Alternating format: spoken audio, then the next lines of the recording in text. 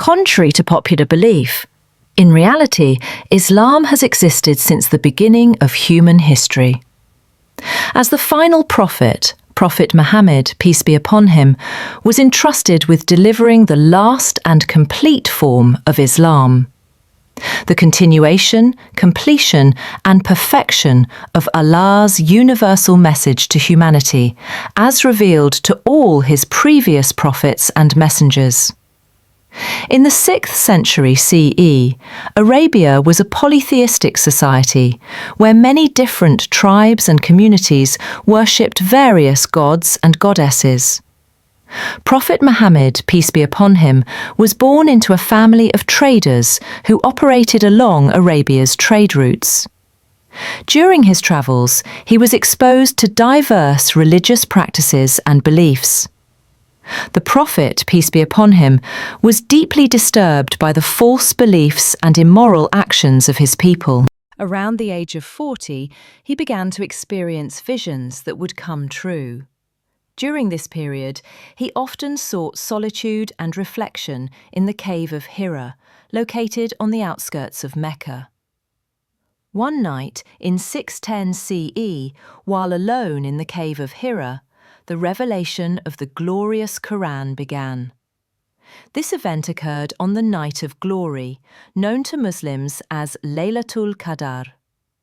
On this sacred night, the Angel Jibreel, Gabriel, began revealing the Quran to Prophet Muhammad, peace be upon him.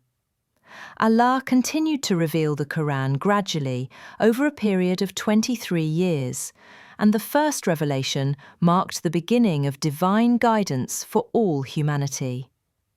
The exact date of the Night of Glory, a significant moment in the establishment of Islam, remains unknown. However, it is believed to fall on one of the odd nights during the last 10 nights of Ramadan, the 9th month of the lunar year. It is regarded as the holiest and most blessed night for Muslims, who spend it in prayer and devotion, seeking Allah's mercy and blessings. The first revelation was described as follows. The angel came to the Prophet and said, "Read." The Prophet replied, "I do not know how to read." The angel then seized him and pressed him so tightly that he could not bear it any more, then released him and again said, "Read." The Prophet once more replied, "I do not know how to read." The angel seized him again and pressed him a second time until he could no longer bear it, then released him and again said, "Read." The Prophet repeated, "I do not know how to read." Finally, the angel seized him for the third time, pressed him, released him, and said, "Read in the name of your Lord who created man from a clinging clot. Read, and your Lord is the most generous, who taught by the pen." At first, Prophet Muhammad, peace be upon him, was confused and did not fully understand what had happened.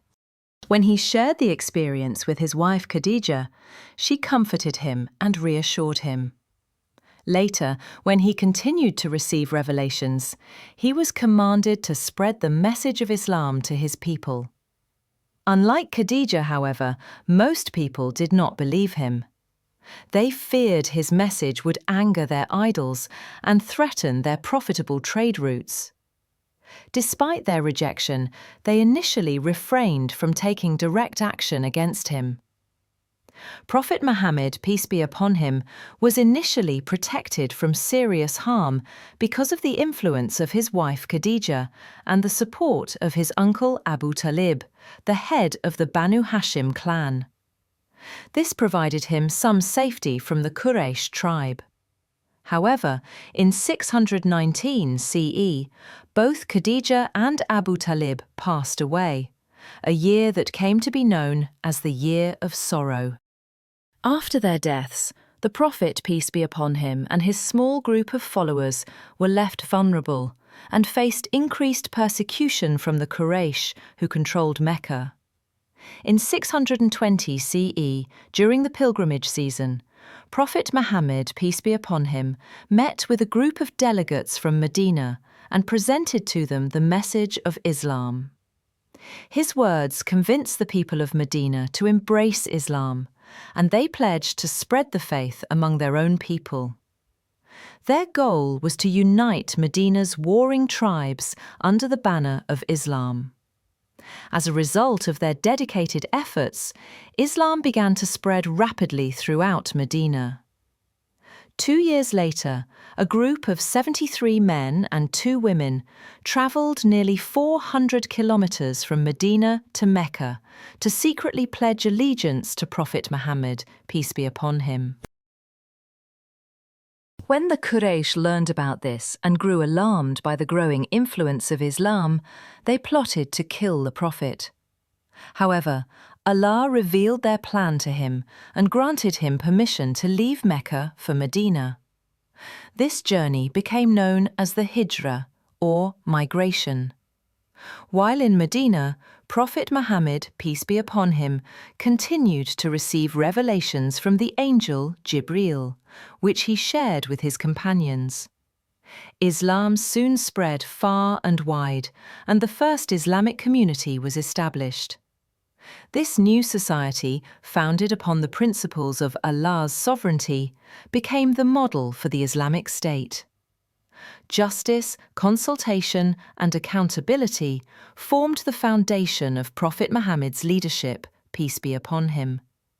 He nurtured a deep sense of unity and brotherhood among the believers, and guided the people of Medina through both prosperity and hardship. In 628 CE, Prophet Muhammad, peace be upon him, had a dream in which he and his followers were performing a pilgrimage to Mecca. Interpreting this as a command from Allah, he set out for Mecca with about 1,500 followers. However, the Quraysh tribe refused to allow them entry, fearing it would make them appear weak. After negotiations, both sides agreed to a 10-year peace treaty known as the Treaty of Hudaybiyah, named after the place where it was signed. According to the treaty, Muslims were to return to Medina that year, but would be allowed to perform the pilgrimage to Mecca the following year. They were not permitted to carry weapons during the pilgrimage, except for sheathed swords for self-defense.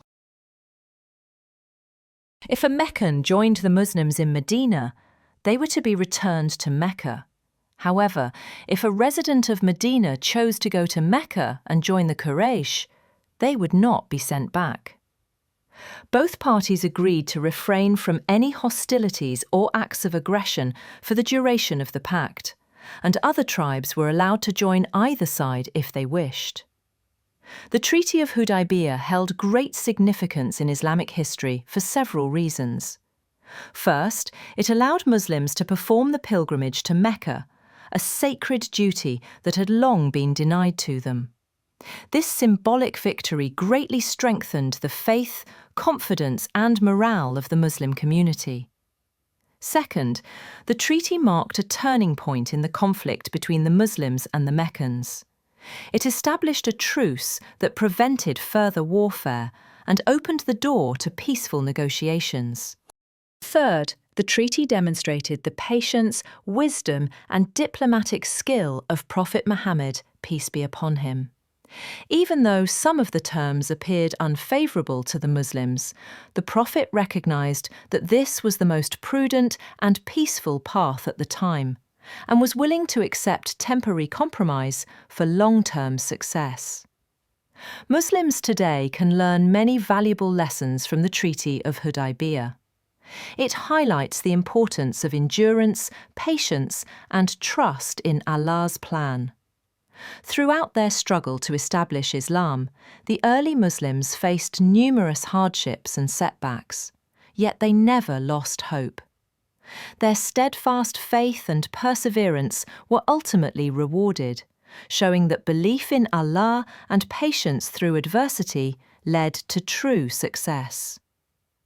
During a time when the Arabian tribes were divided and frequently in conflict, Prophet Muhammad's message of monotheism and social justice deeply resonated with many. By uniting these tribes under one religious and political banner, Islam fostered peace, cooperation, and brotherhood among its followers. This spirit of unity remains evident today, as Muslims from diverse cultures and backgrounds continue to find common ground in their shared faith. Growth of Islam under Prophet Muhammad's leadership. Under the leadership of Prophet Muhammad, peace be upon him, the Muslims achieved several victories that strengthened their community and expanded the reach of Islam.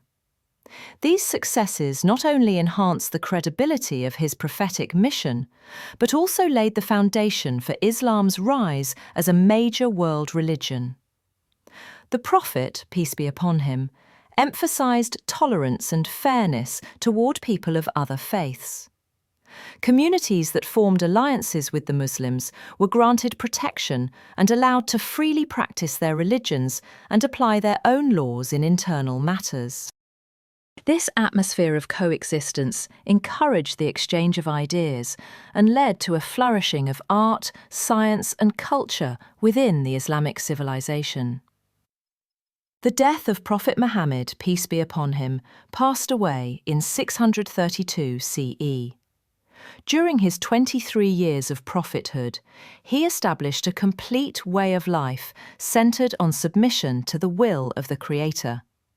He laid down the 5 pillars of Islam: the declaration of faith, prayer, obligatory charity, fasting, and pilgrimage to Mecca. Muslims continue to follow the Sunnah, a collection of the Prophet's sayings, actions, and teachings, as a guide in every aspect of life. The Sunnah is second only to the Quran as a fundamental source of Islamic law and moral conduct. Today, Islam stands as the second largest religion in the world. The legacy of Prophet Muhammad, peace be upon him, continues to shape the lives of billions of people, serving as a timeless source of guidance, inspiration, and moral strength for humanity.